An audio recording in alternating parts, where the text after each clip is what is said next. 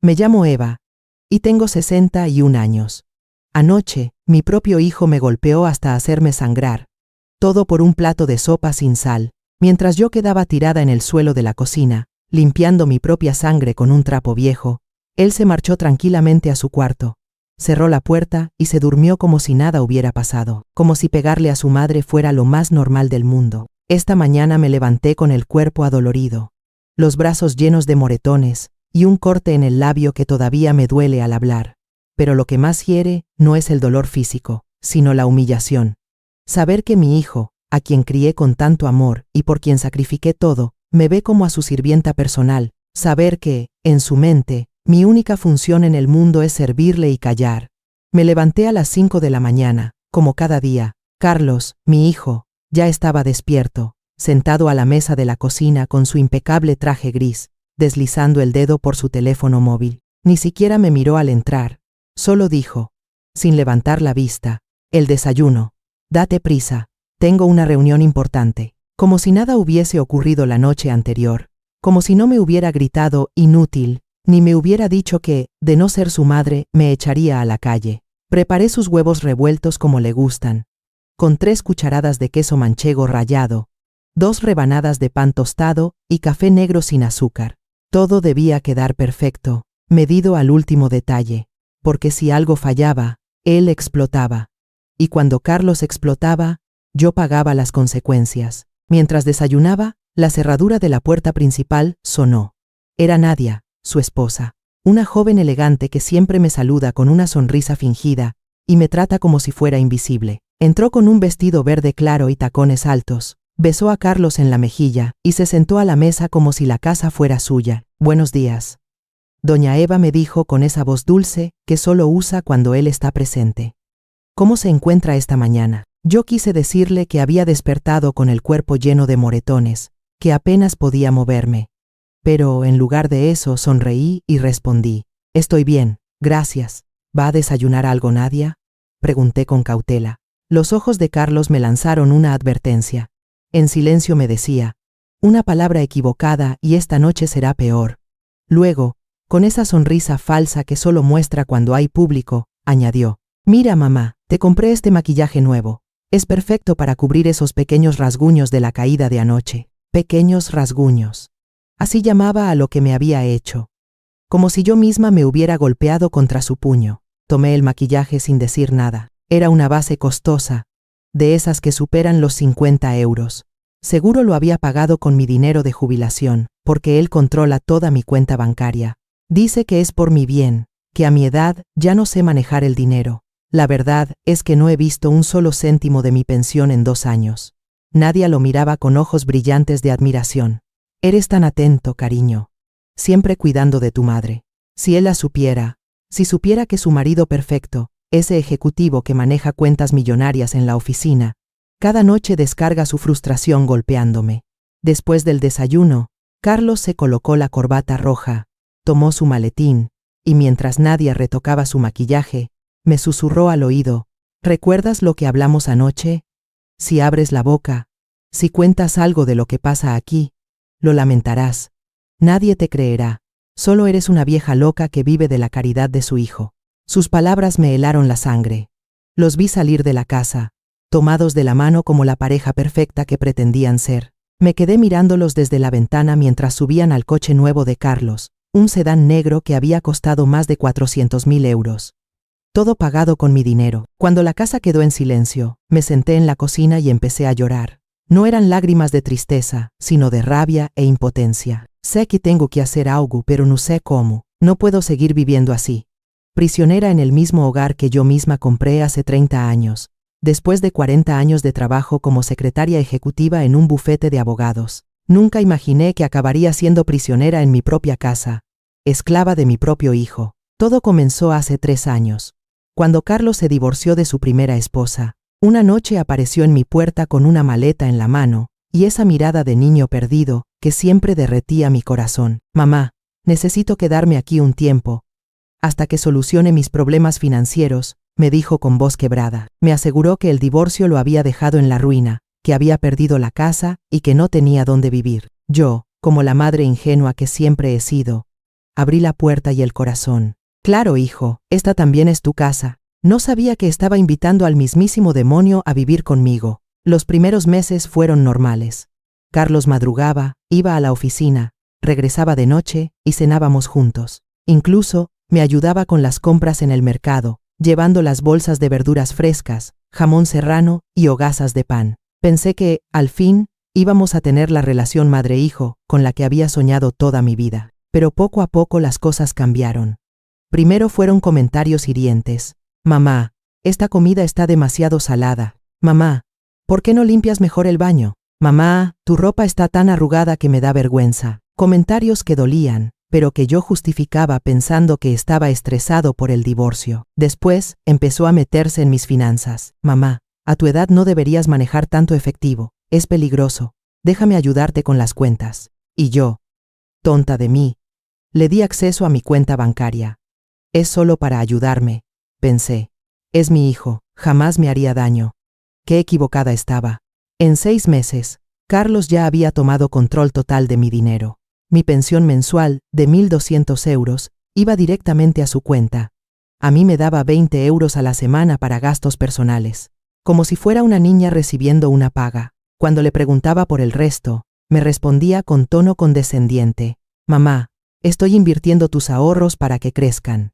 Confía en mí. Luego apareció Nerea, 25 años más joven que él, con una sonrisa perfecta y una ambición que se olía a kilómetros. La conoció en la oficina, donde trabajaba como asistente de marketing. 6 meses después, se casaron en una boda fastuosa que costó más de 100.000 euros. Todo, por supuesto, con mi dinero. Desde que Nerea entró en nuestra vida, todo empeoró.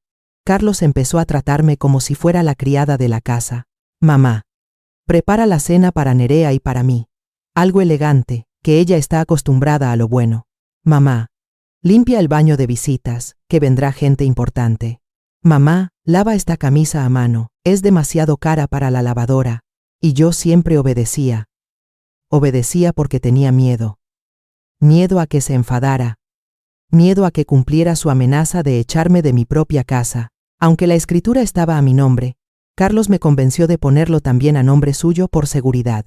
Me dijo, mamá, por si te pasa algo, es mejor que esté a mi nombre también. La violencia física comenzó hace 1 año. Al principio fueron empujones accidentales, luego pellizcos en el brazo cuando no hacía las cosas como él quería. Me estás volviendo loco, mamá. Eres muy lenta. Después, vinieron los golpes en el hombro, las bofetadas cuando la comida no le gustaba, los puñetazos en la espalda si no limpiaba lo suficientemente rápido. Pero lo de anoche fue distinto. Anoche cruzó un límite que nunca imaginé que cruzaría. Había preparado una sopa de verduras para cenar. Era martes, y los martes siempre tomamos algo ligero. Puse la mesa con esmero. Pan tostado, sopa caliente, todo en orden. Carlos llegó cansado de la oficina. Se sentó sin saludar. Probó la primera cucharada y su cara cambió. ¿Qué demonios es esto?, gritó, escupiendo la sopa en el cuenco. No tiene sal. Es agua insípida. Me disculpé de inmediato. Perdona, hijo, olvidé la sal. Déjame añadir un poco. Pero ya era tarde. Se levantó como una fiera, agarró el cuenco y me lo arrojó a la cara. El líquido caliente me quemó la mejilla. Los trozos de porcelana rota me cortaron el labio. Eres inútil, vociferó, apretándome el brazo con tanta fuerza que supe que dejaría marca. 40 años trabajando de secretaria, y no sabes preparar una sopa decente. Me empujó contra la pared de azulejos. Mi cabeza golpeó fuerte. Vi estrellas. No paró. Me abofeteó una y otra vez, mientras yo me cubría el rostro. Luego, como siempre, se calmó. Me ayudó a levantarme, limpió la sangre de mi labio con una servilleta y dijo con voz suave: Lo siento, mamá. Me frustra verte así. Es por tu bien para que aprendas. Y se fue a dormir en paz, como si nada hubiera pasado. Yo pasé la noche entera despierta en la cocina, recogiendo los restos de sopa y los pedazos de porcelana del suelo. Cada fragmento que recogía era como recoger los trozos de mi propia dignidad. Me quedé recordando cómo habíamos llegado a ese punto. Carlos no siempre fue así. Cuando era niño, era dulce y cariñoso. Su padre nos dejó cuando él tenía 8 años, y desde entonces fuimos solo él y yo contra el mundo. Trabajé turnos dobles durante años para darle todo lo que necesitaba. Lo matriculé en el mejor colegio privado que pude pagar, le compré ropa de marca, clases de piano, de inglés, todo lo que pedía. Tal vez ahí estuvo mi error. Lo consentí tanto, que nunca aprendió el valor del respeto, del esfuerzo, del amor verdadero. Ahora, 35 años después, soy yo quien paga las consecuencias. Al amanecer, escuché sus pasos bajando la escalera. Mi corazón se aceleró, como siempre que lo oía acercarse. Es increíble cómo alguien puede vivir en un estado de alerta constante dentro de su propia casa. Entró a la cocina ya vestido con su traje negro, revisando el móvil como cada mañana. Esta vez ni siquiera pidió el desayuno. Simplemente se sentó y esperó a que se lo sirviera. Preparé sus huevos revueltos, su café negro y sus 2 tostadas, todo en silencio absoluto. Él comió mientras contestaba correos, como si yo fuera invisible. A las 7:30 llegó Nerea. Llevaba un vestido amarillo ajustado y tacones que resonaban en el suelo como martillazos. Radiante, como siempre. Me pregunté si alguna vez se daba cuenta de los moretones en mis brazos, de las marcas en mi cuello, de cómo me estremecía cada vez que Carlos levantaba la voz. Buenos días. Doña Eva me dijo con esa sonrisa plástica. ¿Cómo se siente hoy? Bien, gracias, mentí. ¿Quiere desayunar algo? Solo un café, por favor. Ligero, con edulcorante. Mientras le servía el café, noté cómo me observaba de reojo. Sus ojos se detuvieron en mi labio hinchado, en el moretón que se asomaba bajo el cuello de mi blusa. Por un momento pensé que iba a preguntar algo, pero enseguida desvió la mirada y volvió a su teléfono. Carlos terminó su desayuno y me miró fijamente. ¿Recuerdas lo que te dije anoche, mamá? Nerea traerá 3 amigas a almorzar. Quiero algo especial. Marisco, pasta, ensalada. César. Postres. Y compra vino blanco, del bueno, no esa basura barata que sueles traer. Me entregó 3 billetes de 20 euros, como si fuera un gran gesto de generosidad. 60 euros para preparar un almuerzo para 5 personas, lo mismo que gasta en una sola corbata. Se inclinó para susurrar mientras Nerea no miraba. Ponte el maquillaje que te compré. Cubre bien esas marcas. Si alguna de sus amigas comenta algo raro, te vas a arrepentir. ¿Me entiendes? Asentí, con las manos temblando. Él sonrió. Me besó la frente como el hijo perfecto que finge ser. Y salieron juntos. Cuando la puerta se cerró, me desplomé en una silla. 60 euros para un banquete. El marisco fresco cuesta al menos 30 el kilo. El vino bueno, otros 20. ¿Cómo se supone que obre milagros? Pero no era solo el dinero. Era la presión de tener que fingir, de aparentar ser la suegra feliz de una familia perfecta, cuando la realidad era que vivía aterrorizada en mi propia casa. Fui al baño y me miré al espejo. Apenas me reconocí. El labio hinchado y morado, un corte en la comisura, los ojos rojos de tanto llorar, un hematoma en el cuello que parecía una mancha oscura extendiéndose hacia la clavícula. Abrí la base de maquillaje que él me había dado, una marca importada, cara, de esas que usan las mujeres elegantes como Nerea. Empecé a aplicarla con cuidado, cubriendo cada marca, cada moretón, cada prueba de lo que en verdad ocurría entre esas paredes. Mientras me pintaba, no podía evitar pensar en todas las veces que había hecho lo mismo, cuántas mañanas había despertado para ocultar golpes, inventando excusas. Me tropecé con la mesa. La puerta del armario se me escapó de la mano. Me caí por las escaleras. Una mentira tras otra para proteger la reputación de mi hijo. Salí a hacer las compras con mi lista en la mano y el rostro perfectamente maquillado. En el supermercado traté de estirar esos 60 euros lo más posible. Gambas congeladas en lugar de langostinos frescos. La marca de vino más barata que no fuera imbebible. Pasta en oferta. Cada céntimo contaba. Mientras hacía la fila para pagar, se me acercó una mujer mayor. Era Ángela, mi vecina de al lado, viuda de más de 60, siempre amable. Hola, Eva me dijo con una sonrisa cálida. ¿Cómo está, querida? Hace tiempo que no la veo en el patio. Hola, Ángela contesté. Estoy bien, gracias. He estado ocupada con cosas de la casa. Me miró fijamente, y noté cómo sus ojos se detenían en mi labio, a pesar del maquillaje. ¿Se lastimó la boca?, preguntó con genuina preocupación. Mi corazón empezó a latir con fuerza. No, no es nada, mentí. Me golpeé con la puerta del armario. Ya sabe lo torpe que soy. Ella frunció el ceño, pero no insistió. Bueno, si necesita algo, ya sabe dónde vivo. Siempre estoy en casa por las tardes. Sus palabras me llegaron al alma. Hacía tanto tiempo que nadie me ofrecía ayuda sincera, que nadie me trataba con verdadera bondad. Por un momento quise contárselo todo, pedirle auxilio, confesar el infierno en el que vivía, pero la voz de Carlos resonó en mi cabeza. Si abres la boca, si cuentas algo, lo lamentarás. Nadie te creerá. Solo eres una vieja loca mantenida por tu hijo. Gracias, Ángela, dije simplemente. Es muy amable. Volví a casa y me puse a cocinar como una loca, limpiando cada rincón, sacando la vajilla buena, arreglando flores en el centro de la mesa. Todo debía quedar perfecto antes del mediodía. A las 11:30 sonó mi teléfono. Era un número desconocido. ¿La señora Eva?, preguntó una voz masculina. Sí, soy yo, respondí con cautela.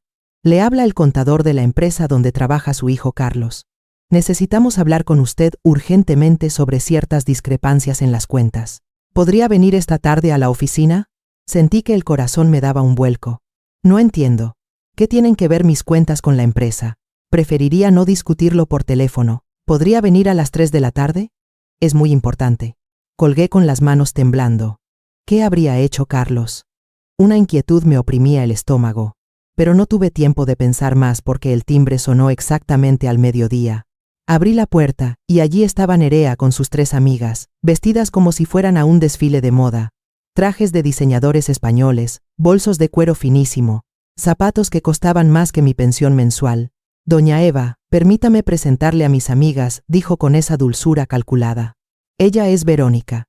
Trabaja en recursos humanos. Esta es Nadia, del departamento de marketing. Y ella es Ángela, del área legal.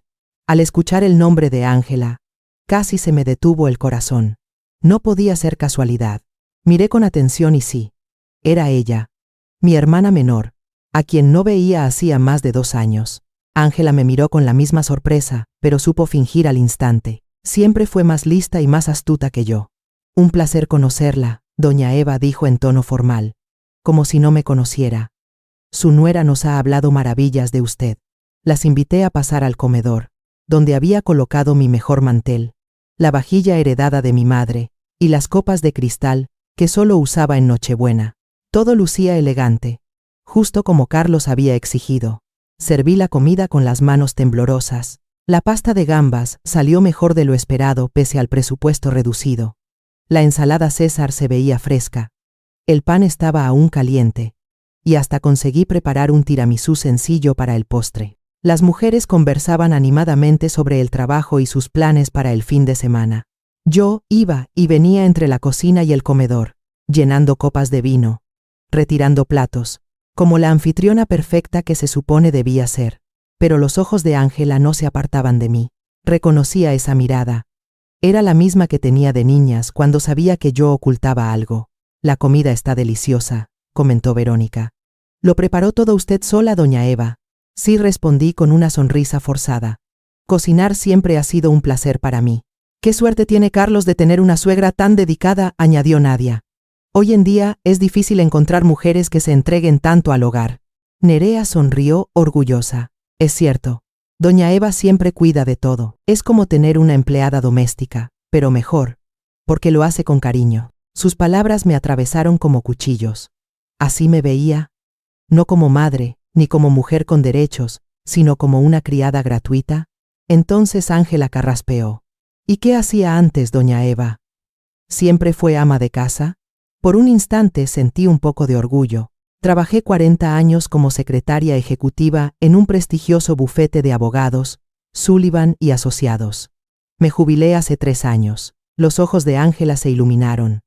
Ella había hecho prácticas de derecho en esa firma durante sus estudios. ¡Qué interesante! Conozco muy bien ese bufete. Tiene gran reputación. Seguro conoció a mucha gente importante. Así es, dije, sonriendo con sinceridad por primera vez en mucho tiempo. Jueces, fiscales, abogados reconocidos. Incluso participé en casos importantes. El propio señor Sullivan solía decir que yo era indispensable. Noté cómo la cara de Nerea se tensaba. No le gustaba que yo acaparara la atención, ni que se hablara de mis logros profesionales. Cambió rápido de tema. Pero ahora doña Eva disfruta de su jubilación. Carlos se encarga de todo. Sus finanzas. Sus necesidades. Es un hijo muy responsable. La mirada de Ángela se clavó en mí cuando oyó esas palabras. La conocía demasiado bien. Sabía que algo no encajaba.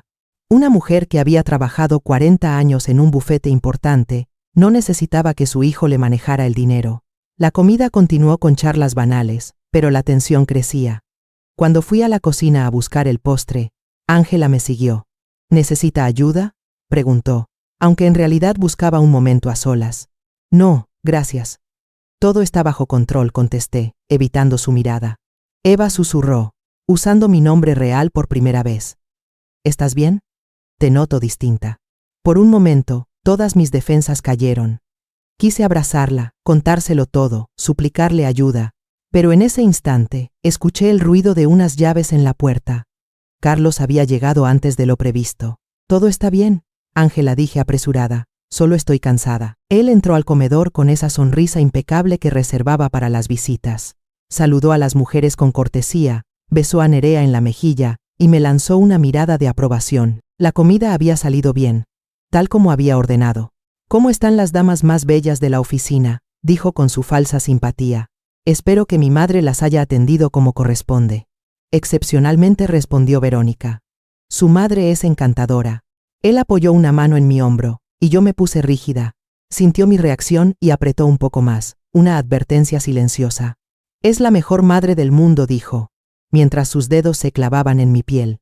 Siempre pendiente de todos, siempre sacrificándose por la familia. Cuando las visitas se despidieron, Ángela fue la última en salir. Me tomó la mano y en voz alta dijo: «Un placer conocerla, doña Eva». Pero al oído me susurró: «Nos veremos pronto». Cuando cerré la puerta tras las visitas, el rostro de Carlos cambió al instante. La máscara del hijo perfecto se desvaneció, y volvió a ser el monstruo que conocía demasiado bien. «Lo hiciste bien», dijo con frialdad. «Por una vez no me avergonzaste». No era un cumplido. Era una confirmación de que había cumplido con mis deberes de sirvienta. Mientras yo recogía los platos y limpiaba el comedor, él subió a su habitación para cambiarse de ropa. Antes de encerrarse, lanzó otra amenaza. «Por cierto, mañana vendrá un técnico a revisar tu ordenador. Dice que has estado entrando en páginas raras». Me quedé helada. Yo no tenía ordenador propio, solo usaba el suyo de vez en cuando. Y las únicas páginas raras que había visitado eran foros de mujeres maltratadas, números de teléfonos de ayuda, refugios. Él lo sabía. Sabía que estaba buscando información para escapar. En ese mismo momento sonó mi móvil. Era el mismo contador que había llamado por la mañana. «Señora Eva, ¿puede venir a la oficina a las 3 de la tarde? Es urgente». Miré el reloj. Eran las 2:15. Carlos estaba arriba, quizá dormitando. Era mi oportunidad. Si respondí en voz baja, «Estaré allí». Agarré mis llaves y mi bolso, y salí de casa lo más silenciosamente posible. No sabía qué me esperaba en esa oficina, pero sentía que mi vida estaba a punto de cambiar. El edificio era un rascacielos moderno, de cristal y acero, que imponía respeto desde la calle. Nunca había estado allí. Durante años, Carlos había mantenido su vida laboral completamente separada de mí, como un secreto prohibido. Subí al piso 18, donde estaban las oficinas de Northern Business Corporation. Una recepcionista de sonrisa profesional me condujo a un despacho. Allí me esperaba un hombre de unos 50 años, con gafas y traje formal. «Señora Eva, soy Félix García, contador general de la empresa. Gracias por venir tan rápido». Me senté frente a él, temblando por dentro aunque intentaba parecer tranquila. Sus ojos reflejaban seriedad y compasión a la vez. «Debo hacerle unas preguntas sobre su cuenta bancaria», comenzó, abriendo una carpeta llena de documentos, en particular, sobre ciertos movimientos detectados en los últimos meses. «No entiendo», respondí con voz quebrada. «¿Qué tiene que ver mi cuenta con la empresa?». Félix me miró con un gesto grave. «Hemos descubierto que su hijo Carlos ha estado utilizando fondos de la compañía para hacer transferencias a su cuenta personal, transferencias que luego eran retiradas en efectivo». Sentí como si me golpearan en el estómago. «Eso no puede ser. Carlos es un empleado ejemplar. Jamás haría algo así». «Me temo que sí», dijo, mostrándome documentos. «En los últimos 6 meses ha desviado más de 50.000 euros. El dinero aparece primero en su cuenta personal, y enseguida pasa a la cuenta que comparte con usted. Mi mundo se derrumbó. Carlos no solo me maltrataba físicamente, también me había convertido en cómplice de sus robos. Pero yo no sabía nada, dije desesperada. Él controla toda mi cuenta. No autorizo ninguna transferencia. Lo sabemos, respondió con suavidad. Por eso la hemos llamado antes de proceder legalmente. Necesitamos que presente una denuncia formal por uso indebido de su cuenta. Es la única manera de limpiar su nombre en este asunto. Me mareé. Ya no era solo víctima de violencia doméstica, también lo era de fraude financiero. Y lo peor, mi propio hijo me había convertido en su herramienta sin que yo lo supiera. ¿Qué pasará con Carlos?, pregunté, aunque ya intuía la respuesta. Si presenta la denuncia, será arrestado por desfalco y fraude bancario. Son delitos graves que pueden acarrear entre 5 y 10 años de prisión. Salí de aquella oficina en estado de shock. Caminé por las calles del centro sin rumbo durante horas, tratando de asimilar lo que había oído. Mi hijo era un criminal, un ladrón, y yo había sido usada como pantalla. Cuando al fin regresé a casa, eran las 6 de la tarde. Carlos estaba en el salón viendo la televisión, como si fuera un día cualquiera. Me miró con ese aire de superioridad que me enfermaba. ¿Dónde estabas?, preguntó en tono acusador. Llegué del trabajo y no estabas. La casa estaba hecha un desastre después del almuerzo. Por primera vez en años, lo miré directamente a los ojos sin agachar la cabeza. Estuve en tu oficina, le dije con firmeza inesperada. Hablé con el contador. Sé lo que estás haciendo. Su expresión cambió de inmediato. La máscara de control se resquebrajó y vi miedo en sus ojos. ¿Qué dijiste?, preguntó con la voz baja, amenazante. 50.000 euros, contesté.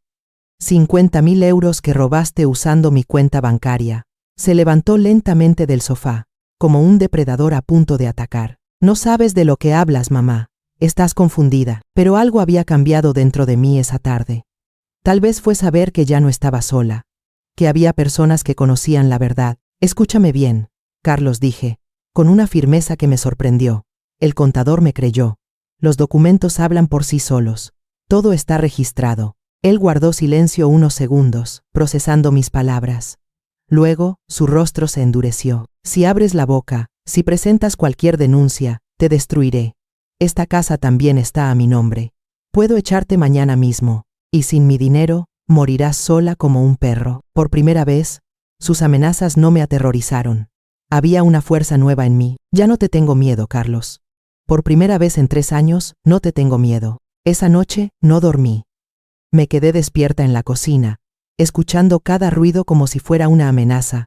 Recogí los pedazos de porcelana hasta que mis manos se agarrotaron y, al guardar la última servilleta manchada de sangre, me pregunté cómo había permitido que todo llegara tan lejos. A las primeras luces de la madrugada, oí pasos en el jardín. Miré por la ventana y vi a Ángela, la vecina, moviéndose entre los setos con una linterna. Mi corazón dio un vuelco. Al día siguiente, cuando descubrí lo que había hecho, entendí que no había sido un gesto improvisado. Había colocado discretamente una pequeña cámara oculta apuntando a la ventana de mi cocina. La escondió entre las macetas. Ángela había decidido documentar lo que ocurría en mi casa. Por la mañana no cabía en mí la mezcla de temor y alivio. Ángela entró como siempre con una cazuela en la mano y una mirada determinada. Eva, me dijo en voz baja, he grabado vuestra conversación de anoche. Tienes pruebas, y conozco a alguien que puede ayudarte. Me temblaron las piernas. Durante años, nadie había oído mis gritos, ni visto mis moretones. Ahora alguien me ofrecía una salida. Ángela me presentó a una amiga suya, Brenda, que trabajaba en la oficina del fiscal, y llevaba años ayudando a víctimas de maltrato y a casos de fraude. Era una mujer de porte seguro, con la voz clara que infundía confianza. Tenemos que actuar ya, me dijo Brenda tras escuchar las grabaciones. Con esto, la policía puede actuar, y también se puede abrir una investigación por desfalco. Pero necesito que venga conmigo ahora a la jefatura para formalizar la denuncia. El reloj marcaba las 8:30. Carlos volvería a casa a medianoche o a la mañana, dependiendo de sus reuniones. No esperaba que yo saliera. Era mi oportunidad. Tomé mi bolso con documentos importantes y salí con Ángela. Mientras caminábamos, sentí una mezcla extraña. Miedo, sí, pero también una chispa de coraje que hacía tiempo no sentía. En la comisaría fui atendida por agentes profesionales. Se tomaron las declaraciones, reprodujeron las grabaciones, y con la evidencia de la cámara más los movimientos bancarios que Brenda había empezado a rastrear, la situación se presentó clara. Había indicios suficientes para detener a Carlos. Minutos después, la policía se dirigió a mi casa. Yo esperaba lo peor y lo mejor a la vez. Mientras, me mantuve en la comisaría con Brenda y Ángela, sintiendo un peso enorme levantarse poco a poco de mis hombros. A los pocos minutos me llamaron. Lo habían detenido. Lo encontraron en una de las habitaciones, alterado, rompiendo cosas. Dicen que iba buscando pruebas, desesperado por mi ausencia. Cuando volví a mi casa por la tarde, lo que vi parecía la escena de una tormenta. El salón estaba destrozado, cojines arrancados, fotografías hechas añicos, platos rotos por el suelo. Era la huella de la furia que Carlos sí había sabido desatar durante mi ausencia. Brenda tomó fotografías para completar las pruebas. Destrucción de bienes, conducta violenta, todo serviría en el proceso. Al llegar la tarde, mi móvil sonó con insistencia. Brenda me advirtió: no contestes, podría ser él desde la cárcel, pero no pude resistir. En el buzón había varios mensajes. La voz de Carlos sonaba distinta, suplicante, casi rota. Mamá, sácame de aquí. Fue un malentendido. Te quiero, por favor. No me dejes aquí. Eran mensajes diseñados para manipular. Brenda me lo explicó con calma. La secuencia clásica del maltratador que primero golpea y luego finge arrepentimiento para recuperar control. A pesar del nudo en la garganta, algo dentro de mí se fortalecía. No era solo la evidencia en manos de la policía. Era la conciencia de que no estaba sola. Ángela y Brenda me rodeaban con una protección que hacía tiempo no experimentaba. Nerea, la esposa de Carlos, también apareció esa tarde, pálida y agotada, con documentos que había encontrado en el despacho de su marido. Dijo que ella misma había descubierto movimientos sospechosos y quiso colaborar con la investigación. Su voz tembló cuando confesó que había vivido engañada, y su decisión de testificar terminaría por demostrar que el monstruo que veía en casa no era lo que él mostraba en público. Por primera noche en años dormí sin despertarme al mínimo ruido. Ángela me ofreció pasar unos días en su casa. Brenda insistió en medidas de protección. La sensación era nueva. No más silencio impuesto por el miedo. No más servidumbre en mi propio hogar. Esa semana, el proceso comenzó con rapidez. Hubo registros, interpelaciones y una notificación que me dejó sin aliento. Carlos estaba acusado formalmente. Mientras tanto, la verdad emergía con una calma implacable. Las transferencias, las amenazas, los golpes. Había comenzado una guerra, y esta vez no estaba sola. Los días siguientes fueron un torbellino de emociones y trámites legales. Brenda me acompañaba a cada cita, y Ángela no me dejaba sola ni un minuto.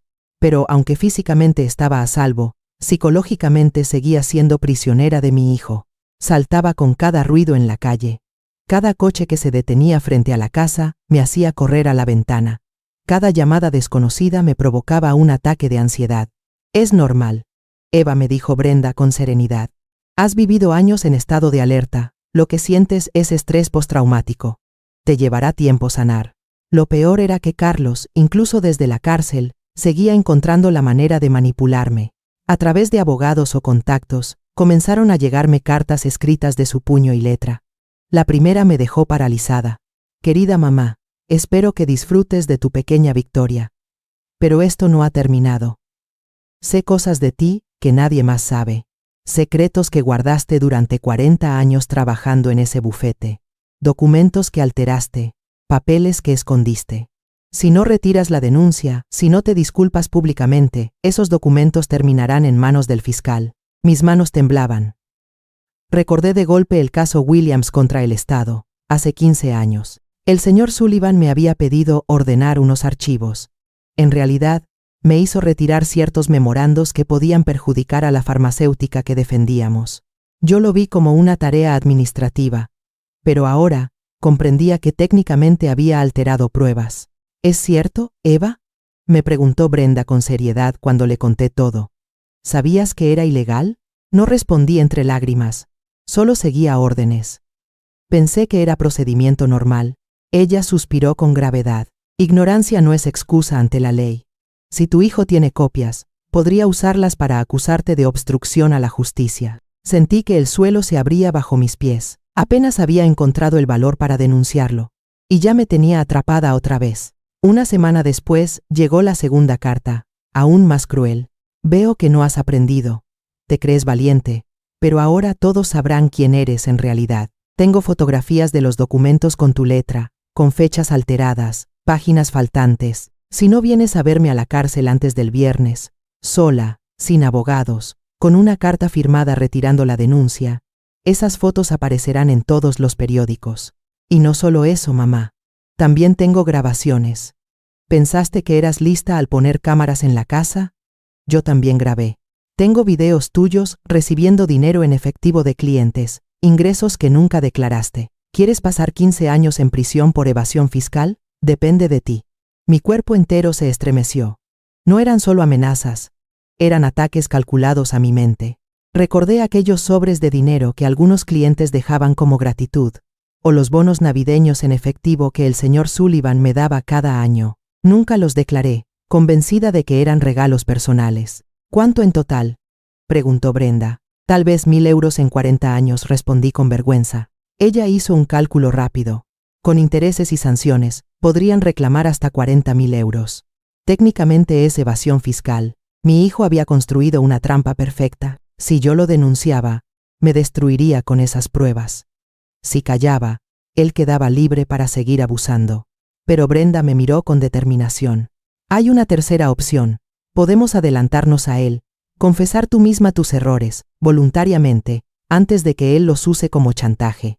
Eso demostraría que estás siendo manipulada psicológicamente incluso desde la cárcel. La idea me aterró. Significaba exponerme públicamente, admitir fallos, arriesgar mi reputación, pero también significaba arrebatarle su arma principal, mis secretos. Esa noche no pegué ojo. Caminaba de un lado a otro en la habitación de Ángela, preguntándome si tendría fuerzas para soportar la vergüenza. Ella me tomó de las manos con firmeza. Eva, llevas años cargando un peso que no te corresponde. Has sido víctima, no cómplice. ¿No ves que cada vez que cedes a su miedo, él gana? Por primera vez comprendí que tenía que elegir entre seguir siendo rehén del silencio o recuperar mi vida, aunque el precio fuera enfrentar mi pasado. A la mañana siguiente le dije a Brenda, lo haré. Estoy cansada de vivir con miedo. Ella asintió, satisfecha. Perfecto, mañana mismo daremos a Carlos la sorpresa de su vida. El día señalado llegó antes de lo que esperaba. Brenda organizó una rueda de prensa a las 2 de la tarde en la sede del ayuntamiento. Allí contaría toda mi verdad, incluso mis propios errores, para quitarle a Carlos el arma del chantaje. Esa mañana, me desperté con una claridad mental que hacía años no sentía. Ya no era miedo lo que dominaba mi corazón, sino una extraña paz, la de quien toma una decisión irreversible. Ángela me ayudó a arreglarme. Me puse mi vestido gris más serio, el que usaba en las reuniones importantes del bufete, y un poco de maquillaje, no para esconderme, sino para mostrarme digna. ¿Estás segura, Eva?, me preguntó por 5ª vez. Segurísima, le respondí. Durante 3 años fui prisionera de mi hijo por miedo a las consecuencias. No pienso ser prisionera de mis errores del pasado. Al mediodía, recibimos una llamada inesperada. Germán, el jefe de Carlos en la empresa, quería hablar conmigo antes de la conferencia. Nos citamos en la oficina de Brenda. Germán era un hombre de unos 50 y tantos, cabello canoso y mirada firme. Al verme, se levantó enseguida. Señora Eva, ante todo quiero disculparme. Si hubiera supervisado mejor a Carlos, tal vez se habría evitado tanto sufrimiento. Usted no podía saber lo que ocurría en mi casa, le respondí. Quizá no, pero sí podía haber sospechado de las cuentas. Porque los robos no empezaron hace 6 meses, sino hace 2 años, explicó con gravedad. Me quedé helada. ¿2 años? Así es. Al principio eran sumas pequeñas, fáciles de confundir con errores contables. Pero, al investigar tras su denuncia, descubrimos que llevaba tiempo desangrando a la empresa. En total, más de 130.000 euros. Además, encontramos contratos manipulados y venta de información confidencial a la competencia. Me sentí mareada. No solo había sido víctima en mi propia casa, también había sido usada como pantalla para un fraude monumental. ¿Y por qué me cuenta todo esto?, pregunté. Germán sonrió por primera vez. Porque queremos ofrecerle un trabajo. Revisamos su historial. 40 años en Sullivan y asociados, referencias impecables, experiencia en casos complejos. Necesitamos a alguien como usted para ayudarnos a reconstruir lo que Carlos destruyó. No podía creerlo. Yo, que me sentía una mujer acabada, estaba recibiendo una nueva oportunidad. El salario sería de 4.000 euros mensuales, con beneficios de salud, y una compensación especial de 50.000 euros por los daños causados indirectamente. Era más de 3 veces mi pensión. De pronto, el futuro ya no parecía tan oscuro. Pero hay una condición, añadió Germán. Necesitamos que testifique contra su hijo en el juicio. Su palabra será clave para asegurar que pague por todo. Lo haré, contesté sin dudar. Haré lo que sea necesario. A las 2 en punto, la sala de prensa estaba llena de periodistas, cámaras y micrófonos. Brenda había convocado a todos los medios locales, anunciando que una víctima de violencia doméstica revelaría un caso de chantaje desde prisión. Me senté frente a las cámaras con el corazón latiendo a 1000 por hora. Era un miedo diferente, no a Carlos, no a los golpes ni a las amenazas, sino al peso de la libertad. El miedo de ser dueña de mi propia vida. Respiré hondo y comencé. Me llamo Eva, tengo 61 años, y durante 3 años fui víctima de violencia doméstica por parte de mi hijo, Carlos. Conté todo. Los golpes, el control de mi dinero, las humillaciones, las amenazas. Los periodistas tomaban notas frenéticamente. Las cámaras no se apartaban de mí. Pero también debo contar mis propios errores, continué, sintiendo cómo mi voz se hacía más firme. Durante mis 40 años como secretaria en un bufete, cometí equivocaciones que no comprendí en su momento. En el caso Williams, alteré documentos sin saber que era ilegal. Acepté dinero en efectivo que no declaré, creyendo que eran regalos. Mi hijo descubrió estas faltas y las ha usado para manipularme desde la cárcel. Hoy estoy aquí para arrebatarle ese poder. Prefiero enfrentar las consecuencias de mis errores que seguir siendo prisionera de su chantaje. La sala quedó en silencio absoluto. Podía oír el clic de las cámaras y el rasgar de los bolígrafos. Quiero enviar un mensaje a todas las mujeres que viven lo mismo, añadí. El miedo al juicio público, a la vergüenza, no debe mantenernos encadenadas. La libertad vale más que la reputación. Cuando terminé, los periodistas estallaron en preguntas. Brenda intervino, explicando que la fiscalía había decidido no procesarme. Mi confesión voluntaria, unida a la evidencia de manipulación, me hacía más útil como testigo que como acusada. Esa noche, por primera vez en meses, dormí en mi propia cama. Ángela insistió en quedarse conmigo los primeros días por seguridad, pero yo ya sentía algo nuevo. Control. Mi casa era de nuevo mía. Carlos seguía en prisión, enfrentando múltiples cargos. Sus amenazas habían perdido fuerza porque yo ya no tenía secretos. Cuando sonó el teléfono con una llamada de la cárcel, contesté sin miedo. Mamá. Era su voz, derrotada. Vi tu rueda de prensa en las noticias. ¿Y qué piensa? Le pregunté con calma.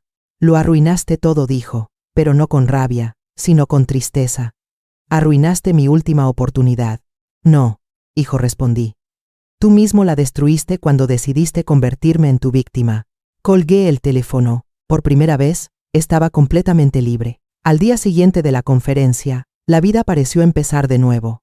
Me levanté temprano, preparé un café fuerte como los que siempre había tomado en mi juventud en Sevilla, y miré por la ventana de mi cocina, sin sentir miedo. Por primera vez en 3 años, aquel silencio de la casa no era opresivo, sino un regalo. El juicio de Carlos aún no tenía fecha definitiva, pero la fiscalía trabajaba a toda prisa. Brenda me explicó que la presión mediática había acelerado el proceso. Los periódicos publicaban titulares sobre el ejecutivo ejemplar que golpeaba y robaba a su madre. La opinión pública estaba en mi favor. Sin embargo, mi tranquilidad duró poco. Empezaron a llegar cartas desde la cárcel. La primera era una súplica. Mamá, te lo ruego, no me abandones. Estoy arrepentido. Piensa que soy tu único hijo. La segunda, en cambio, era puro veneno. Tú me destruiste. Si no salgo de aquí, caerás conmigo. No olvides que todavía tengo contactos. Mostré esas cartas a Brenda. Ella las leyó con gesto serio. Es el ciclo típico del maltratador, dijo. Pasa de la súplica al odio en cuestión de horas. No te dejes manipular. Yo asentí, pero por dentro sentía un torbellino. ¿Cómo se puede dejar de amar a un hijo? Aunque fuese un monstruo, mi corazón de madre sangraba al leerlo. Esa semana recibí la visita inesperada de Nerea, la exesposa de Carlos, a la que no veía desde hacía años. Llegó con un gesto cansado, llevando en brazos a su hijo pequeño, mi nieto. Eva, me enteré de todo por las noticias. Vine porque creo que necesitas saber algo. La invité a pasar, y le serví un poco de té de manzanilla. Ella suspiró y comenzó a hablar. Cuando me divorcié de Carlos, no fue solo por las infidelidades. Él ya era violento conmigo. Me empujaba, me gritaba, pero tenía miedo de denunciarlo. Pensé que contigo sería diferente, que contigo nunca se atrevería. Mis manos temblaron al escucharla. ¿Por qué no me lo dijiste entonces?, pregunté. Porque no quería que pensaras que exageraba, y porque él me amenazaba con quitarme a mi hijo. El niño, ajeno a nuestra conversación, jugaba con una figurita de madera en la mesa. Lo miré, y sentí un nudo en la garganta. Esa criatura inocente también había sido víctima indirecta de su propio padre. Nerea continuó: si necesitas testigos en el juicio, yo declararé. Ya no tengo miedo. Mi hijo merece crecer lejos de ese hombre. La abracé con fuerza. Era la primera vez que alguien de la familia se ponía de mi lado sin titubeos. Mientras tanto, mi nueva vida laboral empezaba a tomar forma. Germán me presentó al equipo de contabilidad de la empresa. Era un grupo de jóvenes brillantes, pero desorganizados tras el caos que había dejado Carlos. Yo, con mi experiencia, comencé a poner orden. Agendas, archivos, auditorías. Me sentía útil otra vez, como en mis mejores años en el bufete. Tiene usted una memoria privilegiada, señora Eva, me dijo uno de los chicos, sorprendido de cómo recordaba normas legales y plazos. Ese reconocimiento me devolvía la dignidad que mi hijo me había arrancado. Ya no era la sirvienta invisible de la casa, sino una profesional respetada, pero aún quedaban sombras. Una noche, mientras cenaba en casa de Ángela, recibí una llamada anónima. Vieja entrometida, susurró una voz masculina. Deberías haber dejado a tu hijo tranquilo. No sabes con quién te has metido. Me quedé helada. ¿Era uno de los contactos de Carlos? ¿Alguien enviado por Savannah? No lo sabía. Ángela llamó inmediatamente a la policía y denunciamos la amenaza. El inspector me tranquilizó. Esté tranquila, señora. Con las pruebas que tenemos contra su hijo, cualquier intento de intimidación solo empeora su situación legal. Pero yo no podía evitar sentir la piel erizada. Sabía que Carlos, incluso tras los barrotes, seguía intentando manejar los hilos. Aún así, había algo distinto en mí. Ya no era la mujer aterrada que se escondía en su cocina. Ahora tenía un círculo de apoyo, un trabajo digno, y la convicción de que la justicia estaba de mi parte. Aquella noche, antes de dormir, escribí en mi diario: he recuperado mi voz. Puedo volver a mirarme al espejo sin vergüenza. Carlos podrá gritar desde su celda, pero ya no me domina. La audiencia preliminar de Carlos se fijó para finales de mes. Durante semanas, me preparé con la ayuda de Brenda. Practicábamos mi declaración. Repasábamos cada detalle de mi historia, cada documento, cada grabación. Tienes que hablar con claridad. Eva me repetía. No solo eres la víctima, eres la testigo clave, que mostrará cómo un hombre respetado puede esconder un monstruo. Yo asentía, aunque por dentro temblaba. No era fácil revivir años de golpes, insultos y humillaciones, pero sabía que era necesario. El día llegó. El tribunal estaba lleno. Periodistas, curiosos, abogados. Carlos entró con esposas, vestido con el uniforme naranja de los reclusos. Al verme, su mirada ardía de rabia contenida. Por un instante volví a sentir ese miedo antiguo, pero luego recordé que ya no estaba sola. En los bancos del público estaban Ángela, Nerea, incluso Germán, todos allí para apoyarme. El juez, un hombre de unos 60 años con voz firme, pidió silencio. Señora Eva, ¿puede usted declarar? Me levanté, respiré hondo y conté mi verdad. Hablé de las noches en que me quedaba en la cocina limpiando sangre, de los insultos que me reducían a cenizas, de la manipulación económica que me dejó sin un céntimo. Al llegar a la parte del fraude empresarial, mostré las transferencias y documentos que la contabilidad había descubierto. Mi hijo utilizó mi cuenta bancaria como herramienta para desviar más de 130.000 euros, expliqué. Yo no autoricé nada. El abogado de Carlos intentó interrumpirme varias veces, alegando que mi edad afectaba mi memoria. El juez lo calló de inmediato. La señora está declarando con absoluta coherencia. Continué. Cuando relaté cómo me amenazó con declararme demente si no firmaba documentos falsos, Sentí que mis palabras pesaban como piedras en aquella sala. El juez escuchaba con gesto grave, mientras Carlos se removía inquieto. Después llegó el turno de los testigos. Nerea subió al estrado y confesó entre lágrimas cómo él la había maltratado también. Ángela presentó la grabación de la cámara oculta donde se oían sus amenazas. Germán explicó con cifras exactas el fraude a la empresa. Era como ver desmoronarse el castillo de mentiras que mi hijo había construido durante años. Al final, el juez habló. Las pruebas presentadas muestran un patrón claro de violencia doméstica, fraude financiero y manipulación. El acusado permanecerá en prisión preventiva hasta el juicio definitivo. La solicitud de fianza queda denegada. El grito de Carlos retumbó en toda la sala. Esto es una injusticia. Esa vieja loca me arruinó. Cuando salga la haré pagar. Los guardias lo sujetaron con fuerza mientras seguía vociferando. Pero sus amenazas, lejos de atemorizarme, solo confirmaban lo que todos habían visto. El verdadero rostro de un abusador. Tras la audiencia, en el pasillo del tribunal, se me acercó Savannah. Siempre impecable, pero esta vez con ojeras y el maquillaje corrido. Señora Eva, quiero disculparme. ¿Disculparte?, pregunté con frialdad. Yo sabía que algo pasaba, vi sus moretones, oí los gritos, pero tenía miedo. Carlos me amenazó también, me decía que arruinaría mi carrera si hablaba. Fui cobarde, lo sé, pero ahora quiero ayudar. Encontré documentos en su despacho. También me robó a mí. Voy a pedir el divorcio y a testificar contra él. Sus palabras me sorprendieron. Por primera vez desde que la conocía, no parecía la mujer fría y altiva que se paseaba con vestidos de lujo. Era una joven derrotada, que también había sido víctima de mi hijo. Haz lo que debas, le respondí. Pero recuerda que el silencio de ayer permitió mis años de sufrimiento. Que tu voz de hoy al menos sirva para hacer justicia. Ella asintió con lágrimas en los ojos. De regreso a casa, me acompañaban Ángela y Brenda. Caminábamos despacio bajo el aire fresco de la tarde. Sentí una fuerza nueva en mi interior. Había enfrentado a mi hijo frente a un juez y frente al mundo. Y había salido de pie. Aquella noche, al escribir en mi diario, puse una sola frase. La verdad, aunque duela, siempre es más fuerte que el miedo. Las semanas siguientes fueron un torbellino. Aunque Carlos estaba en prisión preventiva, yo aún vivía con el peso de sus amenazas resonando en mi mente. Dormía en casa de Ángela algunas noches, porque el silencio de mi propio hogar todavía me resultaba inquietante. Sin embargo, poco a poco, la vida comenzó a tomar un rumbo distinto. Mi nuevo trabajo en la empresa de Germán me llenaba de energía.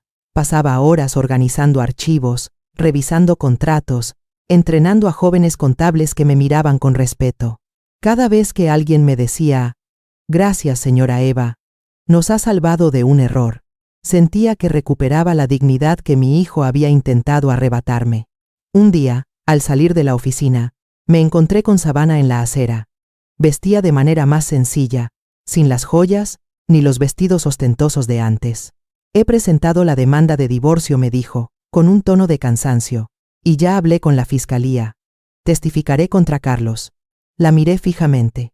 En sus ojos no vi arrogancia, sino vergüenza y arrepentimiento. «Eso es lo correcto», le respondí. «Tu silencio nos hizo daño, pero tu palabra ahora puede ayudar a cerrar este capítulo». Ella asintió en silencio y se marchó. Por primera vez pensé que aquella joven también había sido víctima de la manipulación de mi hijo. Mientras tanto, las cartas de Carlos no cesaban. A veces eran ruegos desesperados. «Mamá, sáname con tu perdón. Sin ti no soy nada». Otras eran amenazas veladas. «No creas que estos barrotes me detendrán. Siempre encontraré una forma». Yo ya no las respondía. Brenda me aconsejó guardarlas como prueba. Un domingo, Nerea vino a visitarme con mi nieto. Llevó un pastel casero de manzana, típico de las fiestas de su pueblo. Nos sentamos en la cocina, compartiendo café con leche y rebanadas del pastel. El niño corría por el pasillo, riendo. «Merece crecer lejos de la sombra de su padre», dijo Nerea, mirándome con determinación. «Estoy dispuesta a declarar todo lo que viví». Sus palabras me hicieron llorar. Sentí que, poco a poco, el círculo de silencio que me había aprisionado se estaba rompiendo. Esa misma tarde, Brenda me llamó con noticias. «Eva, la empresa ha decidido llegar a un acuerdo contigo. Te reconocerán una compensación de 20.000 euros por haber sido usada como pantalla en el fraude. Además, tu casa está legalmente a tu nombre». Carlos falsificó papeles, pero jurídicamente no tienen validez. Me llevé la mano al pecho. Mi hogar, mi refugio de tantos años, seguía siendo mío. Ya no había riesgo de que me dejaran en la calle. Sin embargo, las heridas emocionales eran más profundas. Había noches en las que me despertaba empapada en sudor frío, convencida de que escuchaba los pasos de mi hijo en el pasillo. Otras veces, al ver una sombra en la ventana, mi corazón se aceleraba, como si aún estuviera prisionera. Es normal, me explicó Brenda. El trauma no desaparece de un día para otro. Necesitas tiempo y, quizá, terapia. Acepté su consejo. Empecé a asistir a un grupo de apoyo para mujeres mayores víctimas de violencia familiar. Allí escuché historias parecidas a la mía. Madres maltratadas por hijos ingratos, mujeres despojadas de sus ahorros y de su voz. Comprendí que no estaba sola. Un día, al salir de la reunión, una de las mujeres me abrazó y me dijo: «Gracias por tu valentía, Eva. Vi tu rueda de prensa en la televisión. Tu ejemplo me dio fuerzas para denunciar a mi propio hijo». Aquellas palabras me atravesaron el alma. Si mi dolor servía para que otras encontraran coraje, entonces, mi sufrimiento no había sido en vano. Mientras tanto, el juicio final de Carlos se acercaba. La fiscalía preparaba un caso sólido con todos los cargos: violencia doméstica, fraude empresarial, manipulación de testigos y amenazas. Brenda me aseguró que las pruebas eran incontestables. Aún así, en mis noches de insomnio, seguía preguntándome: ¿seré capaz de mirarlo a los ojos una vez más y sostener mi verdad hasta el final? El día del juicio definitivo llegó. Me desperté temprano, con el corazón latiendo como un tambor. Ángela me acompañó hasta el tribunal. En el pasillo, también estaban Nerea, con su hijo de la mano, y Savannah, más demacrada pero firme en su decisión de declarar. Brenda me tomó del brazo y me susurró: «Hoy termina tu esclavitud, Eva». Entramos en la sala. El juez, con gesto solemne, pidió silencio. Carlos apareció escoltado por 2 guardias. Sus ojos me buscaron con la misma furia de siempre. Pero yo ya no era la mujer temblorosa que limpiaba sangre en su cocina. Me senté erguida, lista para hablar. Uno a uno, los testigos presentaron sus declaraciones. Nerea contó los abusos que sufrió durante su matrimonio, mostrando fotografías antiguas de golpes ocultos. Savannah, con voz quebrada, confesó que también había sido amenazada y despojada de su dinero. Germán explicó con cifras exactas los desfalcos de la empresa. Y finalmente, Brenda reprodujo las grabaciones donde Carlos me intimidaba. Cuando llegó mi turno, me levanté con calma. Soy Eva, tengo 61 años, y durante 3 años fui víctima de mi propio hijo. Mi voz no titubeaba, pero ya no tengo miedo. Estoy aquí para decir la verdad. Relaté los golpes, las humillaciones, los chantajes. Conté cómo me robó mi pensión, cómo me obligó a firmar papeles bajo amenazas, cómo convirtió mi casa en una prisión, y después añadí algo más. Aún así, soy su madre. Y aunque mi corazón sangra, sé que la justicia debe cumplirse. Porque el amor no puede justificar la violencia. El silencio era total. El juez asintió con gravedad. Tras horas de testimonio y revisión de pruebas, se retiró a deliberar. Cuando regresó, su voz fue firme y definitiva. Este tribunal declara culpable a Carlos de violencia doméstica, fraude financiero, manipulación de testigos y amenazas. Se le condena a 20 años de prisión, sin posibilidad de libertad condicional inmediata. El grito de mi hijo resonó en la sala. «Mamá, me destruiste. Eres tú quien debería estar en la cárcel». Los guardias lo arrastraron fuera, mientras su furia se deshacía en ecos. Yo, en cambio, sentí que una losa de 1000 kilos se levantaba de mis hombros. Al salir del tribunal, Savannah me abrazó entre lágrimas. «Lo siento, Eva, por no haber hablado antes. Tu testimonio hoy marcó la diferencia», le respondí. «Haz de tu vida algo distinto ahora». Nerea me apretó la mano con fuerza. «Gracias por luchar. Mi hijo crecerá sabiendo que su abuela fue valiente». Y Ángela, con los ojos brillantes, murmuró: «Hoy recuperaste tu libertad». Esa noche regresé a mi casa. El silencio ya no era un enemigo, era un bálsamo. Me preparé una cena sencilla: pan rústico, queso manchego y una copa de vino tinto. Encendí una vela en la mesa, como símbolo de un nuevo comienzo. Mi teléfono sonó. Era una llamada desde la cárcel. Contesté. «Mamá». Era la voz de Carlos, ahora rota. «¿Algún día me perdonarás?». Quizá respondí con serenidad: «Cuando pagues lo que debes, cuando busques ayuda y entiendas el daño que causaste. Quizá entonces. Pero nunca olvidaré. Colgué. Por primera vez en años, sentí paz. Miré alrededor. Mi casa estaba intacta, mi vida apenas comenzaba de nuevo. A la mañana siguiente, me presenté en mi nuevo trabajo. Germán me recibió con una sonrisa. Bienvenida oficialmente al equipo, Eva. A partir de hoy, no eres víctima, eres parte de nuestra familia profesional. Me entregó un sobre con mi primer sueldo y la compensación prometida. Al verlo, comprendí que la vida me daba otra oportunidad. Esa tarde escribí en mi diario: he sobrevivido al infierno y he encontrado mi voz. Mi hijo creyó que podía someterme con golpes y miedo, pero aprendí que la verdad y la dignidad son más fuertes que cualquier cadena, que las víctimas podemos transformarnos en mujeres libres. Hoy comienza mi verdadera vida.